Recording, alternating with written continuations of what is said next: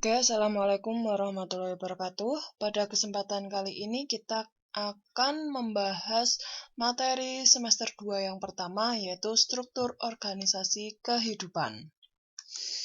Nah, apa itu yang disebut dengan struktur organisasi kehidupan?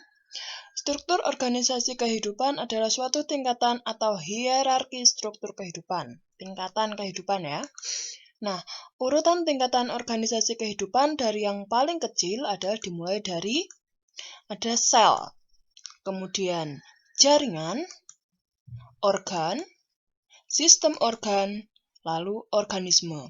Jadi urutannya adalah sel, beberapa sel membentuk jaringan, beberapa jaringan membentuk organ, beberapa organ membentuk sistem organ, lalu membentuk organisme. Nah, pada kesempatan kali ini kita akan membahas sel terlebih dahulu. Sel merupakan unit terkecil kehidupan yang mampu menjalankan semua fungsi kehidupan. Sel sendiri dibedakan menjadi dua, yaitu tidak memiliki membran inti dan memiliki membran inti. Sel yang tidak memiliki membran inti contohnya adalah sel bakteri. Sedangkan sel yang memiliki membran inti yaitu sel hewan dan sel tumbuhan. Nah, ternyata di dalam sel ini terdapat penyusun-penyusun sel atau yang disebut dengan organel sel. Coba perhatikan video berikut ini. Sel adalah unit fungsi terkecil dari organisme. Semua sel memiliki 3 kesamaan. Tidak peduli apa jenis sel mereka.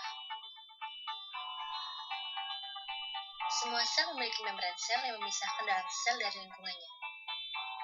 Sitoplasma yang merupakan cairan seperti jeli, dan DNA yang merupakan materi sel genetik. Ada 2 kategori besar sel. Kategori pertama adalah sel eukariotik. Mereka memiliki organel-organel yang meliputi bagian inti dan bagian-bagian khusus lainnya. Sel eukariotik adalah sel yang lebih kompleks, seperti yang ditemukan pada tanaman dan hewan. Kategori kedua adalah sel prokariotik. Mereka tidak memiliki nukleus atau membran penutup organel. Mereka memiliki materi genetik, tapi tidak terkandung di dalam inti sel. Sel prokariotik kan selalu bersel satu, atau organisme uniseluler seperti bakteri. Jadi, apa itu organel? Organel berarti organ kecil. Adalah bagian khusus dari sel yang memiliki pekerjaan yang unik untuk dilakukan. Mari kita mulai dengan inti, yaitu pusat kontrol sel. Inti atau nukleus mengandung DNA atau genetik. DNA memberitakan kegiatan yang sel lakukan, dan bagaimana hal itu akan dilakukannya. Kromatin khusus adalah bentuk DNA yang tersebar dalam membran nuklear. Ketika sel siap untuk membelah, DNA memadat menjadi struktur yang dikenal sebagai kromosom. Inti juga mengandung sebuah nukleolus, yang merupakan struktur di mana ribosom akan dibuat. Setelah ribosom meninggalkan inti, mereka akan memiliki tugas penting, mensintesis atau membuat protein. Di luar inti, ribosom dan sisa organel melayang di sitoplasma, yang merupakan cairan seperti jeli.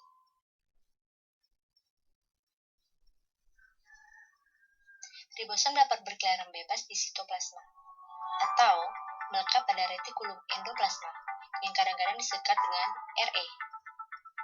Ada 2 jenis Re. Re kasar memiliki ribosom yang melekat padanya, dan Re halus tidak memiliki ribosom melekat padanya. Retikulum endoplasma adalah membran tertutup untuk mengangkut bahan, seperti protein disintesis oleh ribosom. Protein dan bahan lainnya muncul dari retikulum endoplasma melalui vesicula kecil, di mana aparatus Golgi, yang kadang-kadang disebut dengan badan Golgi, akan menerima mereka. Protein bergerak melalui badan Golgi, lalu mereka akan diubah menjadi bentuk yang dapat digunakan oleh sel. Badan Golgi ini melakukannya dengan melipat protein menjadi bentuk yang dapat digunakan, atau menambahkan bahan lain pada mereka, seperti lipid atau karbohidrat. Pada tumbuhan, vakuola adalah struktur base seperti kantung yang menyimpan bahan yang berbeda. Di sini, di sel tumbuhan, vakuola sentral berfungsi untuk menyimpan air. Kembali ke sel hewan, Anda akan melihat organel yang disebut lisosom. Lisosom adalah pengumpul sampah yang mengambil bagian sel yang rusak. Mereka penuh dengan enzim yang akan memecah puing-puing sampah pada sel. Mitokondria adalah organel pembangkit tenaga listrik untuk kedua sel, baik itu sel hewan maupun sel tumbuhan. Selama proses yang disebut dengan respirasi seluler, mitokondria membuat molekul ATP yang menyediakan energi untuk semua kegiatan sel. Sel-sel yang membutuhkan lebih banyak energi akan memiliki lebih banyak mitokondria. Sementara sel mempertahankan bentuknya dengan menggunakan sitoskeleton. Sitoskeleton termasuk mikrofilamen, seperti benang yang terbuat dari protein, dan mikrotubulus, yang merupakan tabung tipis berongga. Beberapa organisme, seperti tumbuhan yang fotoautotropik, mereka menangkap sinar matahari untuk energi.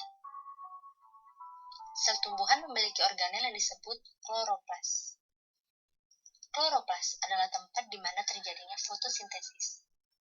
Ini berwarna hijau karena memiliki pigmen hijau yang disebut klorofil. Sel tumbuhan juga memiliki dinding sel di luar membran sel mereka, sebagai pendukung bentuk dan melindungi sel tumbuhan. Sel hewan tidak pernah memiliki dinding sel. Ada banyak struktur unik lainnya yang hanya beberapa sel miliki. Dapat dilihat sebagai berikut. Pada sel hewan misalnya, saluran pernapasan dilapisi dengan sel yang memiliki silia. Ini adalah rambut mikroskopis yang dapat bergerak seperti gelombang. Fitur ini membantu perangkap untuk menghirup partikel di udara dan mengeluarkan mereka ketika Anda batuk. Fitur lain yang unik di beberapa sel adalah flagella. Beberapa bakteri memiliki flagella. Sebuah flagella seperti ekor kecil yang dapat membantu langkah sel atau mendorong dirinya sendiri. Satu-satunya sel manusia yang memiliki flagella adalah sel sperma. Nah, itu tadi merupakan bagian-bagian dari sel atau organel sel. Kita lanjutkan. Nah, ini gambar dari sel hewan. Bentuknya seperti ini. Ada flagelnya. Tidak memiliki dinding sel. Tapi untuk sel tumbuhan, dia lebih berbentuknya hampir seperti kotak karena dia memiliki dinding sel. Nah, untuk tugas yang pertama, kalian saya tugaskan untuk menggambar sel. Nah, ini ya. Ini adalah gambar dari sel tumbuhan. Buatlah gambar sel tumbuhan dan diberi keterangan bagian-bagiannya. Ini digambar. Ini namanya apa tadi di video adalah kloroplas. Ini apa? Ini apa? Diberi keterangan. Digambar di kertas HVS atau di buku gambar, kemudian diberi warna dan diberi keterangan. Setelah digambar, tugas tersebut difoto lalu dikirim ke nomor WA pengumpulan tugas IPA. Paham ya sampai sini ya? Ini tugas kalian. Kalian saya tugaskan untuk menggambar sel tumbuhan. Oke, sekian saya akhiri. Wassalamualaikum warahmatullahi wabarakatuh.